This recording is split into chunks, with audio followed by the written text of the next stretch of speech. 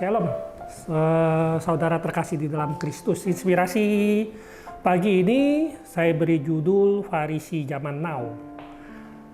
Kita sering mendengar ya kisah seorang Farisi dengan pemungut cukai, ya di mana seorang Farisi ini merasa dirinya benar, merasa dirinya lebih hidup suci dibanding dengan orang lain, merasa hidupnya sudah layak di hadapan Tuhan, sehingga seorang Farisi ini mereka merendahkan orang lain. Tanpa kita sadari juga kadang kehidupan kita layaknya seperti seorang Farisi sebenarnya. Ya jadi kita sering merasa, oh hidup saya sudah lebih baik, lebih benar dari si A. Hidup kita lebih suci. Ya atau mungkin kita merasa kita lebih layak lah di pelayanan di bidang ini, di bidang ini. Kadang-kadang kita tidak merasa bahwa hidup kita ternyata seperti seorang Farisi. Ya saya beberapa waktu yang lalu juga saya berdiskusi dengan anak saya paling besar. Saya menanyakan ke anak saya, bagaimana penilaian kamu terhadap papi, ya kan? Baru anak saya bercerita, ya kan, apa kekurangan saya, apa kelebihan saya, seperti itu. Sehingga saya tahu, oh apa yang ternyata saya anggap saya sudah berbuat baik, sudah benar, ternyata masih ada beberapa kekurangan atau beberapa yang saya harus perbaiki. Tapi seringkali di dalam kehidupan sehari-hari kita seringkali melihat kelemahan orang lain. Kita seringkali melihat orang itu lebih tidak baik daripada kita. Ya, kita sering melihat kesalahan orang lain dibanding kita tidak pernah melihat kesalahan kita sendiri. Sama seperti yang di dalam di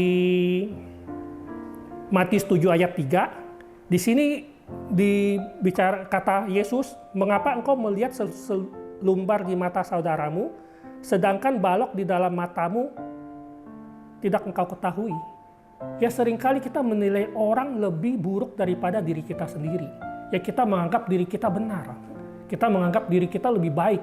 Atau mungkin di dalam pelayanan pun demikian, kita menganggap kita lebih pantas ya daripada mereka, daripada dia. Nah di sini mari kita mau belajar, ya kan? Kita mau introspeksi diri, apakah kita secara tidak sengaja kita seperti seorang Farisi. Ya, ada satu contoh yang harus kita contoh adalah Raja Daud. Di mana Raja Daud mempunyai kedudukan yang tinggi, dihormati, tapi Raja Daud masih datang kepada Tuhan, masih minta Tuhan untuk menyelidiki hatinya. Apakah masih ada hal-hal yang tidak berkenan di hadapan Tuhan?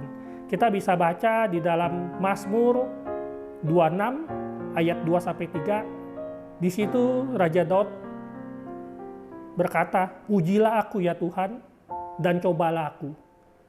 Selidikilah batinku dan hatiku. Sebab mataku tertuju pada kasih setiamu, dan aku hidup di dalam kebenaran-Mu."